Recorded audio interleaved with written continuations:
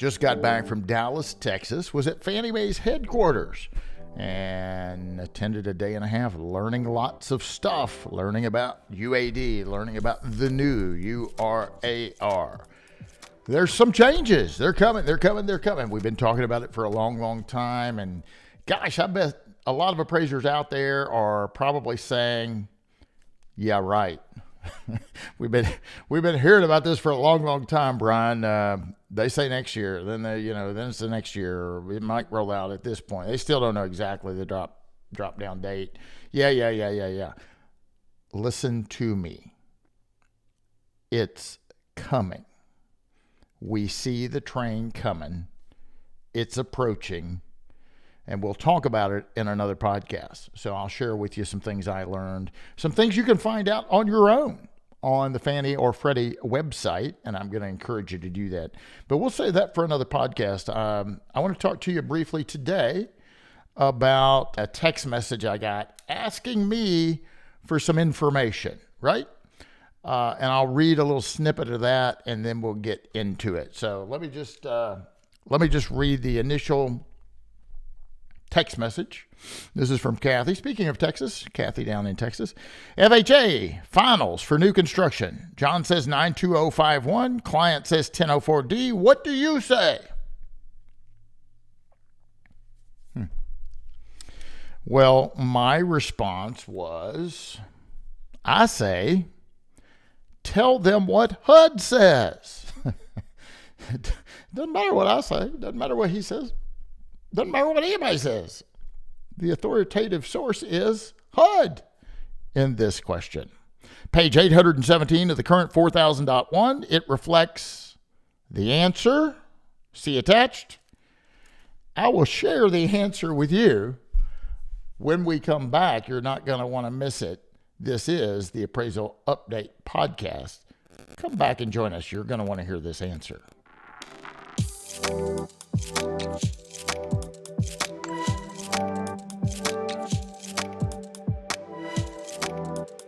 Hi, this is Bryan Reynolds. You're listening to the Appraisal Update Podcast, brought to you as always by the great folks over at Appraiser eLearning.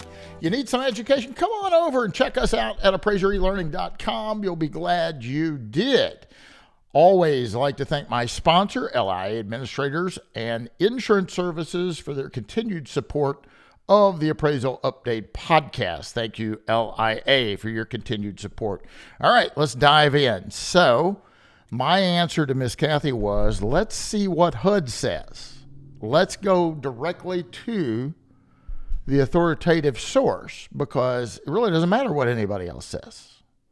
It really doesn't matter what anybody else says. If this is FHA and you are an FHA appraiser and you're appraising in accordance to FHA requirements, you'll note I didn't say guidelines. Fannie Mae has guidelines. Freddie Mac has guidelines. FHA has requirements.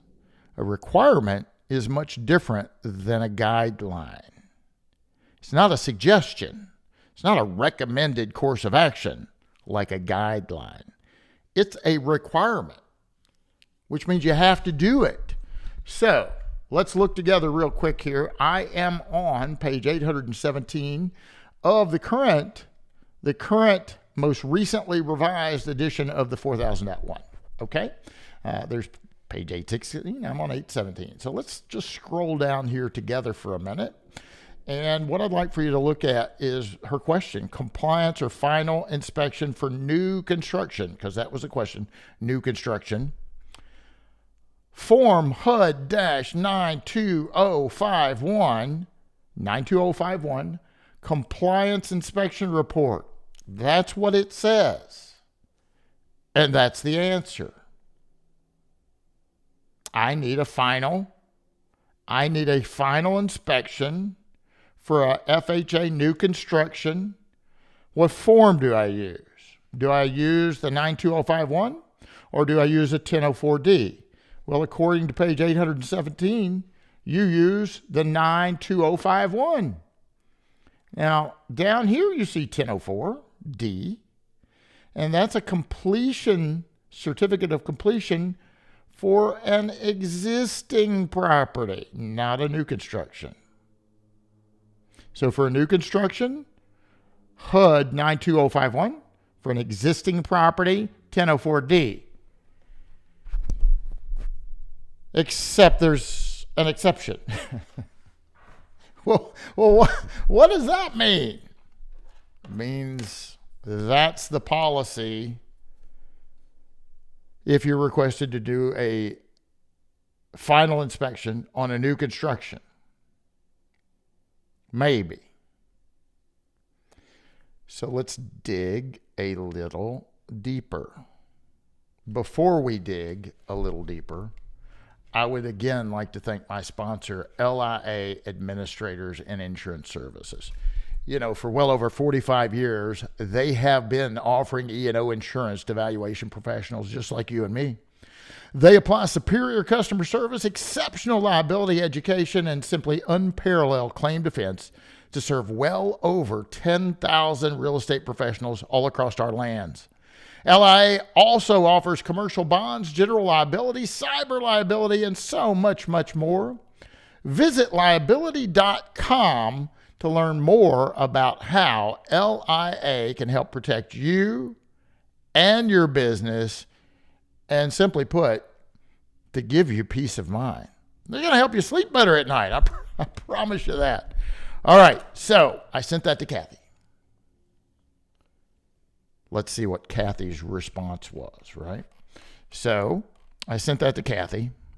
I gave an attachment. I didn't just, Bryan Reynolds, say this is the answer.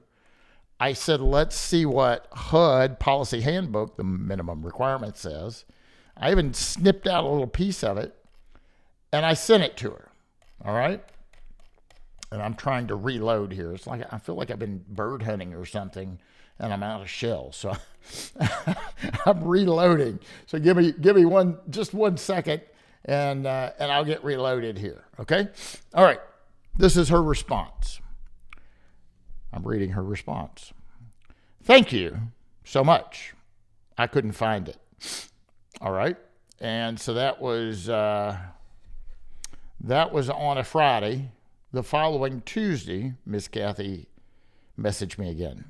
I had an interesting conversation with Steve from blah, blah, blah.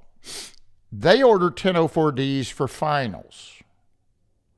I think the differentiation is how you report the initial appraisal. If you select repairs and list what needs to be completed, they ordered the 1004D. If you select subject to completion per plans and specifications, then they would order the 92051. This isn't addressed in the 4000.1. We never receive the plans and specs from them. They don't order the initial appraisal until the property is close to being completed. The determination is 90% is fund 2. So I'm not sure of FHA's intent. Your thoughts here. So Kathy, I hope you're watching, because I apologize I didn't respond to that last text. Oops. So I hope you're watching or listening. If you're not, I'll try and reach out to you, but hopefully you're watching. So we dig a little deeper. And by the way, if you're not checking out our other social media, Appraiser eLearning's everywhere now. So you can check us out on Instagram and on Facebook and all the other great places. Kelsey and I just had this. Is it subject to plans and specs, or is it subject to doing something different? We just had this conversation. We recorded it. We were at a new construction.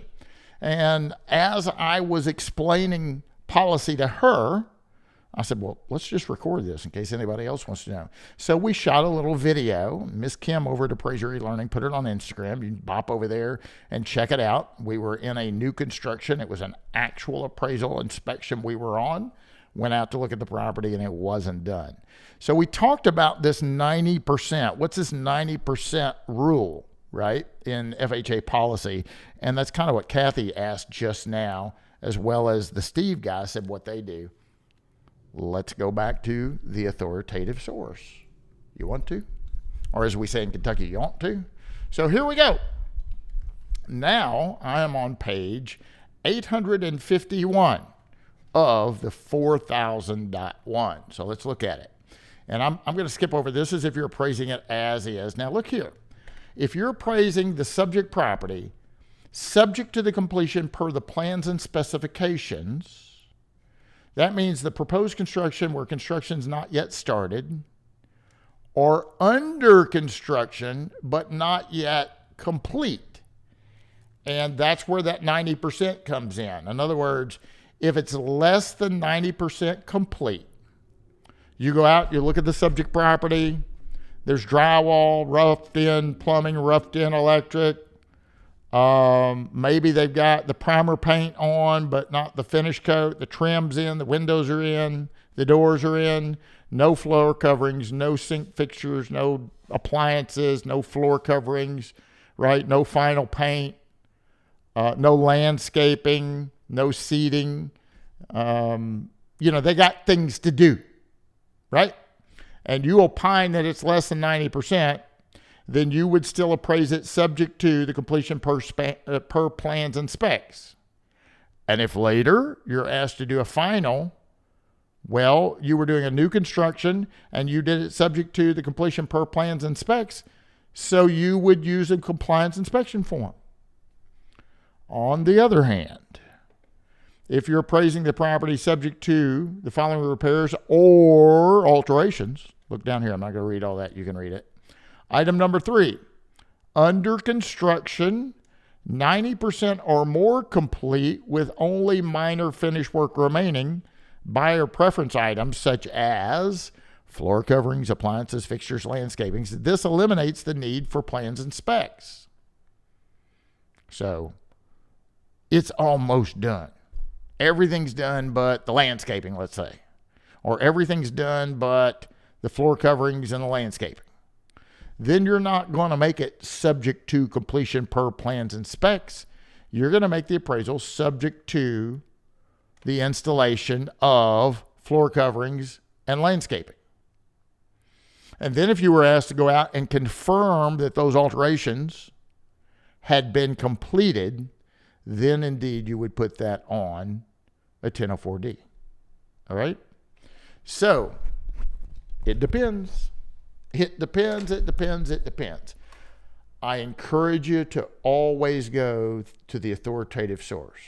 It doesn't matter what I say. It doesn't matter what a student handbook says. If you are having a debate or conversation or argument about Fannie Mae guidelines, you can probably find the answer if you go to fanniemae.com. Go to Freddie Mac's website. Go to HUD.gov. Get the 4000.1. And there is a document as equally as important as the 4001. When I ask a lot of FHA appraisers, are you familiar with that other document? They don't know what I'm talking about. So be sure you educate yourself. Jump over to the roster appraiser page on HUD.gov, the website. Get the 4000.1. Educate yourself on that. But also grab up while you're there the Appraisal Report and Data Delivery Guide. There's a lot of good information in that, and it's HUD policy. The Appraisal Report and Data Delivery Guide. It has the 1004. It has the condo form. It has the 2 to 4 family, and it has the manufactured home form. And you got to remember, before 2005, which is the most recently revised URAR that we use every day, FHA's policy was you put everything on a 1004 form. If you were appraising a condo, it went on the 1004 form. You were appraising a manufactured home, went on a 1004 form. If you were appraising a 4-unit apartment complex, it went on a single family appraisal report form, the URAR. That was FHA policy. And FHA didn't immediately adopt that new form or the revised form in 2005 when it came out. They were like, oh, appraisers use the old one. And that's back when we had the old fee panel, if you remember that. And then finally they came around and they said, not only are we going to accept the URAR, we're going to accept the other industry utilized forms as well. We're going to accept the condo form, the manufactured home form, the 2 to 4 family. And it makes sense. Keep in mind, guys, USPAP doesn't care. USPAP does not care of the form, format, or style of real property appraisal reports. USPAP doesn't care. You could write your report on a curtain if you wanted to and comply with USPAP. You couldn't do that for Fannie, Freddie, FHA, or VA because they have prescribed policy or guidelines in what they want you or require you to use. But if you were doing something for a homeowner thinking about selling, if you were doing it for a litigation case or a whole host of other reasons, you're not held hostage to a pre-printed form, right? You have flexibility, and USPAP gives you that flexibility. So always go to the authoritative source, get informed, get educated. It will make you a better appraiser. There's no question about it, because you'll be up to speed and have great insight and knowledge on what is expected of you as a real estate appraiser. And all this is about to change anyway. This UAD is one of the biggest changes probably ever in the history of appraising, certainly as long as I've been around, which has been a minute or two. And there's things that I really, really like about it. There's a couple of things that I have some concerns with. There is going to be a couple of things that appraisers are not going to like that you're going to be asked to do in the normal course of business. I don't know if it's going to take longer to do or not as long to do. If it takes longer to do, if it's more work, then to me, my philosophy has always been more work should be more money. But that's a business decision that you're going to have to make as the individual practitioner. I will give you as much information as I can as it unfolds, but mark my words, it is coming. I know you've heard a lot about it over the last 3, 4, 5, 6 years. And I'll admit that along the way, I too have been, I don't have to worry about that for a while. I don't have to worry about that. Oh gosh, another 2 years away? And is it really even going to happen then? I don't have to worry about that. I'm telling you now, guys, it's going to happen. And it's going to happen sooner than later. So start educating yourself on that. Jump over to Fannie Mae's website, jump over to Freddie Mac's website. They have tons of information, and we'll be unpacking some of that on some upcoming podcast, as well as maybe some webinars. So I'm pretty excited about that to hopefully get you more information as soon as I possibly can. You've been listening to the Appraisal Update podcast, sponsored by LIA Administrators and Insurance Services. Thanks again to them. This is brought to you by Appraiser eLearning, as always. And we hope to see you in Vegas. If not, stay safe, make some money. And until next time, happy appraising. The Appraisal Update podcast is brought to you by Appraiser eLearning.